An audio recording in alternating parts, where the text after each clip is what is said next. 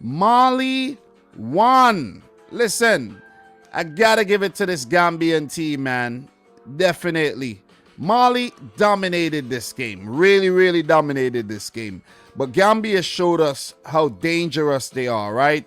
After winning on the opening day, they followed it up with a big draw in this game against Mali, who has been a brilliant team so far in the last few years.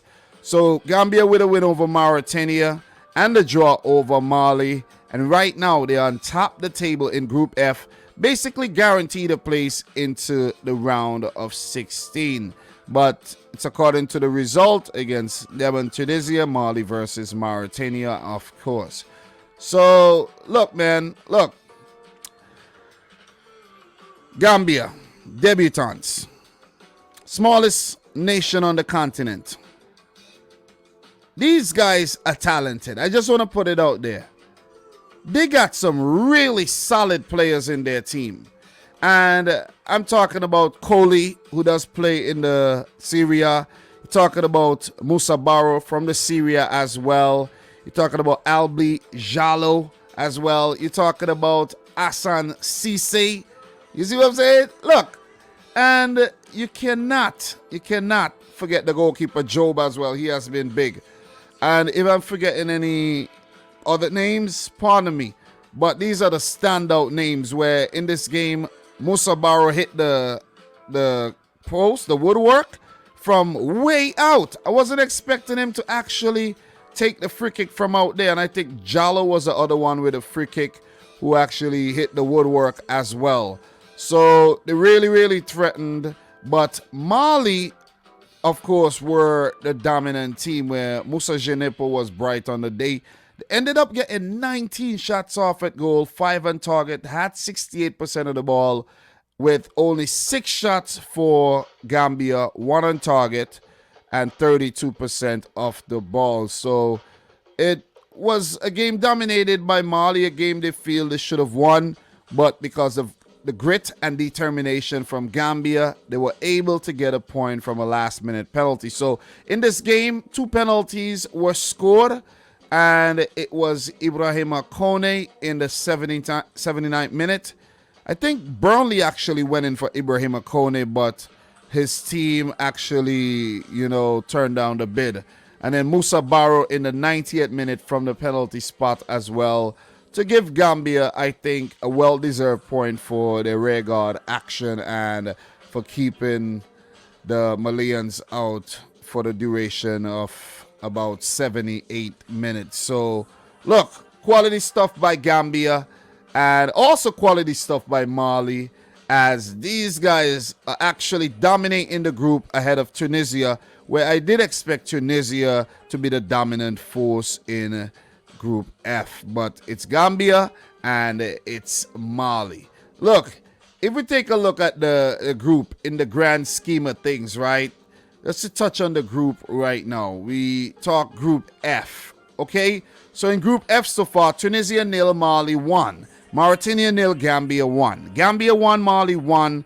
And the other game, Tunisia 4, Mauritania 0. We'll get to that game pretty soon. But for Gambia, they definitely will advance to the next round because of the results, the Mauritania results. Mauritania is actually eliminated, and Gambia and Mali have now advanced to the knockout rounds for sure, while Tunisia, a possible knockout stage based on the third place rankings. And for now, Tunisia are second in the third place rankings, which means that they will go through as one of those best third place teams.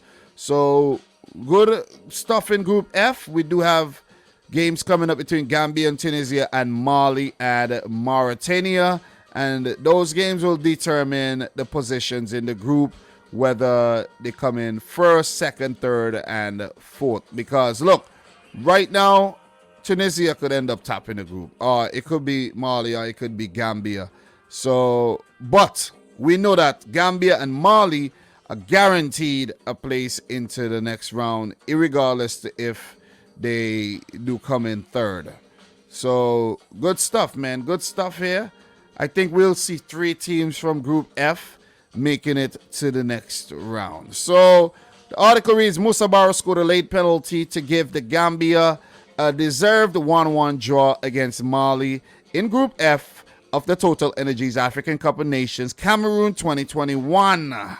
So it's not only me who thinks that they deserve a draw. You know what I mean? The person who wrote this article does, think so as well. But look, Mali are definitely a quality team in the final round of Africa's World Cup qualifiers.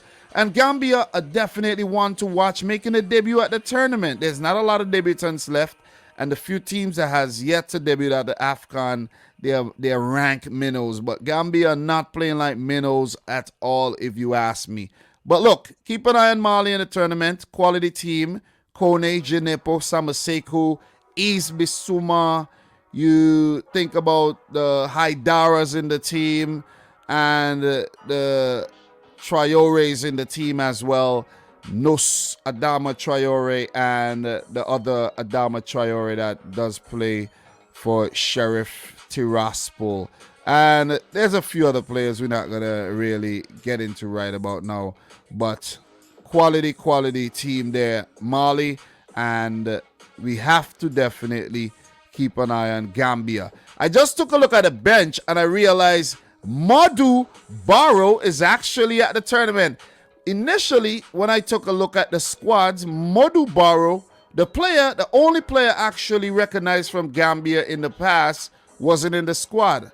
And he is definitely in the squad right now. So he did come off the bench. So shout out to Modu Barrow, who is definitely a quality player with Premier League experience with Swansea City in the past. He now plays his trade over in South Korea. So, guys, we are definitely going to move on from that one.